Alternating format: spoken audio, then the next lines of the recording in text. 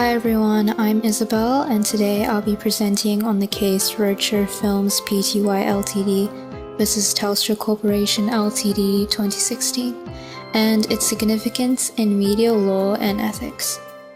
This case is important because it changed how copyright is enforced online in Australia, especially in relation to piracy websites. What is the case? This case was decided in the Federal Court of Australia in 2016. It involved major film companies taking legal action against internet service providers, including Telstra, Optus, and others. The central issue was whether ISPs could be required to block access to piracy websites that allow users to download films illegally. This made the case one of the first major legal responses to online piracy in Australia. Area of law. The case falls under copyright law, specifically the Copyright Act 1968. A key legal provision in this case is Section 11(5)(a), which was introduced in 2015. This section allows the federal court to order ISPs to block access to websites if certain conditions are met. These conditions include that the website infringes copyright and that its primary purpose is to facilitate infringement. Parties. The plaintiffs were Roadshow Films and several major international film studios, including companies like Disney and Warner Bros. The defendants were internet service providers such as Telstra and Optus. These ISPs provide Australians with access to the internet, but they do not create or upload content themselves. This distinction becomes very important in the legal arguments. Facts of the case. The case arose because websites like the Pirate Bay and similar torrent sites allowed users to illegally download movies and TV shows. These websites were hosted overseas, which meant Australian authorities could not easily shut them down. As a result, copyright owners argued that they were losing significant revenue due to widespread piracy. Instead of targeting the websites directly, they targeted ISPs, arguing that ISPs enable access to these sites. They asked the court to order ISPs to block access to these websites for Australian users. Plaintiff argument. The film companies argued that the targeted websites existed primarily to enable copyright infringement. They claimed that these sites had very little legitimate purpose and were designed to distribute pirated content. They also argued that ISPs play a crucial role in allowing access to these sites, and therefore should be required to help prevent infringement. Finally, they argued that blocking access was a reasonable and necessary step to protect intellectual property. Defendant argument. The ISPs, including Telstra, did not strongly oppose the orders, but they raised several concerns. First, they argued that they do not control or host the content on these websites. They also suggested that blocking websites may not be effective, as users can bypass blocks using VPNs or mirror sites. Another concern was the costs and technical burden of implementing blocking systems. Finally, there were broader concerns about whether this could lead to overreach or censorship of the internet.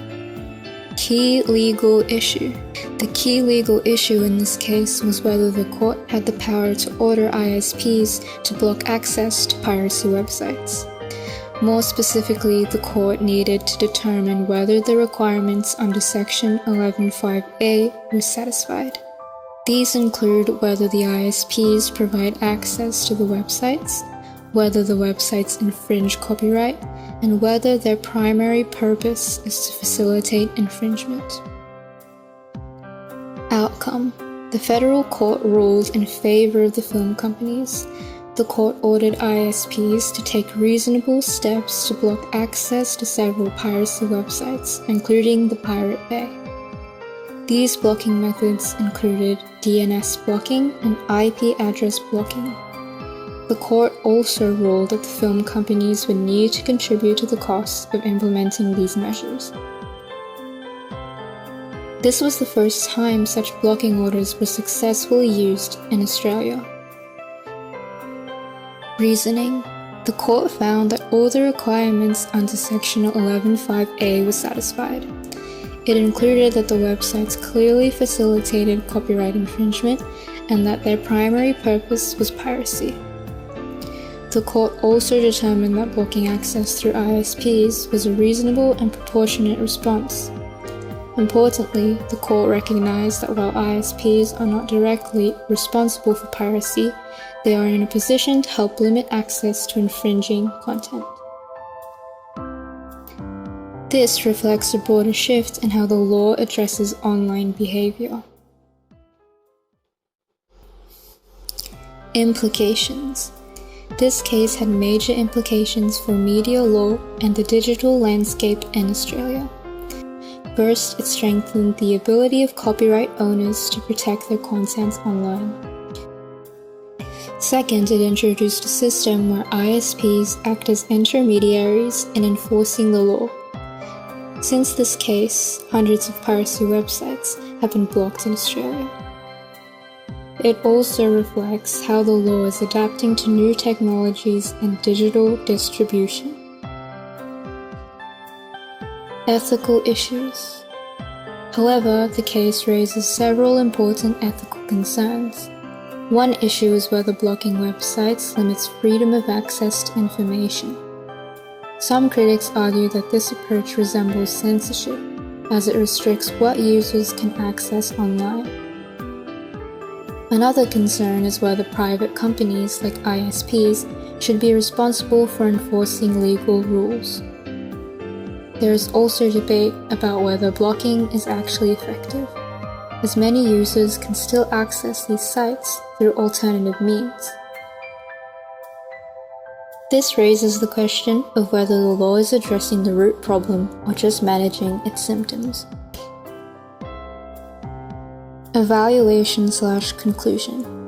Overall, the decision can be seen as both practical and controversial. On one hand, it provides copyright owners with a tool to combat large-scale piracy. On the other hand, it shifts responsibility onto ISPs and raises concerns about internet control. In my view, the law produces a somewhat balanced outcome, but it is not a complete solution. As technology continues to evolve, the law will likely need further reform to remain effective and fair. And that concludes the end of Case Study 9, Rocher Films vs. Telstra 2016 by Isabel.